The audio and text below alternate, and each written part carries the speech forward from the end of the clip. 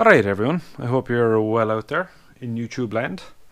This is going to be a very quick video, and basically we're just going to watch me take mountain bike shoes out of a box.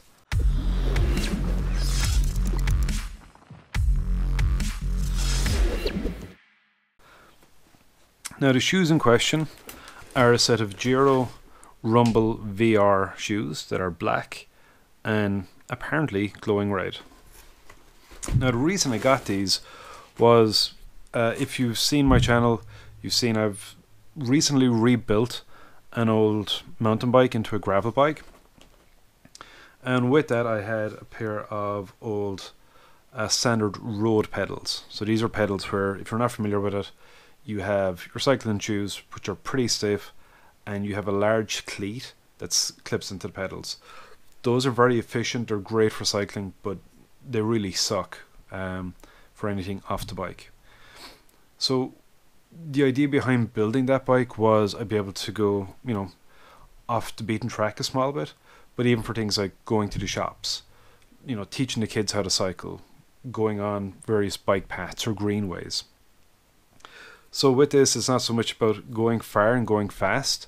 This bike is about doing different things. So whether it's cycling to get somewhere, whether it's doing a bit of shopping, whether it's, walking around talking to people, I really wanted a pair of shoes that I could use both on the bike and then off the bike.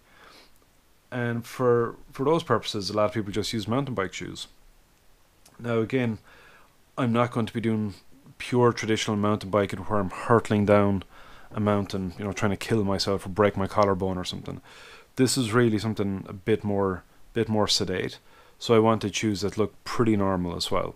So regardless of whether I'm wearing some kind of cycling kit, whether I'm just wearing a pair of jeans and going to the shop, I wanted shoes that just look normal and that I can wear for pretty extended periods both on and off the bike. I'm not going to be doing massive 2-hour long or massive 5-hour long, 8-hour long cycles. Most of my cycles might be 1-2 hours, take a break, walk around for a bit. So these shoes don't have to be overly efficient, but they do need to be comfortable on and off the bike. And just to highlight again what I'm looking for here, these are my road shoes. You can see here these are pretty sporty looking shoe, but the biggest thing is this cleat at the bottom. You can see under the sole this cleat slips down quite a way. So when you're walking, this thing just slides all over the place. Again, if you're on a bike 3-4 hours, it's great, but it's when you stop off for half an hour and you want to walk into a cafe or something, it gets a bit hard, especially if you're doing some cycle events where you have to get off and dismount and walk a bit. We've ended up destroying cleats like this doing things like Paris-Roubaix, doing cycle tours like Miz and Tamalin, where we're walking quite a lot as well as being on the bike. So with that, that's a little bit of what I'm looking for in a shoe and why I need it. Let's get to actually open up this box and looking at the actual shoes themselves. So, oh yeah, these are nice. These are black and I think blood red is the color. The reason I picked these is in the photos online, these looked more orange than red. And even in this light, if you were to put a gun to my head, I would say these are orange and not red. You can see here the little Giro logo. Let me move this out of the way. This Giro logo at the back is red, but that's orange. And for me, this is, it's part of the reason I went for this color. They do have a kind of navy and beige color, but again, the bike I rebuilt is orange. I just, it's a vanity thing. I wanted something that would go with it, but I like the black as well. Can't really go wrong with black. Bit of color to make it pop. Looks good. One of the good things about these shoes is the soles on them. It was something I was looking at. The shoe itself would really pass as a trainer. You can see. Let me actually move this down a small bit. You can see here that wouldn't be too far astray with a pair of jeans as it is. And it even has the Vibram sole, so a lot of grip here. That's pretty stiff actually. So the stiff sole will definitely help transferring power to the pedals, which again is a good thing for cycling. But with the Vibram soles, you should have a grip in walking around. And if we look at the bottom, we can see this recessed plate here. So this will come out, the cleats will go in, and if I tilt this, hopefully we can see here, that angle or that depth, the cleats should recess into that. So they'll be flush. So nothing is going to stick over. So when I'm walking around, I shouldn't, in theory, hear any clicky clacking or have any slip from the cleats, you know, sliding around on tiles or on wooden floors.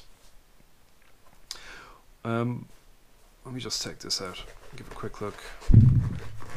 Now, one thing about these shoes, oh, that's stiff. These are known to be pretty small. The size guides, you know, highlight that these are a snug fit. So at that, I sized up, maybe a half size, half size of what I normally wear. And I've, you know, reading around, I've seen people even size a bit larger. Just to compare, actually, out of curiosity,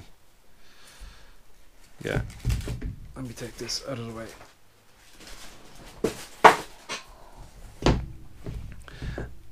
If I put this alongside my road shoe, my road shoe is probably a tiny bit bigger. It's not as wide. I think looking at this, I think this shoe is probably a bit wider, which would probably suit me a bit more. I have a pretty wide foot, so that might help. But also, just to add in one other one into the mix, here's one of my runners. My runner is actually, if I put them upside sole by sole, my runner actually looks a little bit bigger. Maybe it's a half size bigger, which is surprising because these Giro shoes are 44. This is 43.5. I'm not going to try them on today. I'm going to wait to get the cleats and the pedal set up to do a proper review on them. This is just a first look, but initial thoughts, I really like the look of them. Seem to be a quality product. Only concern I have at the minute is the size. Even though I sized up, these may be a little bit tight, but we'll see how it goes.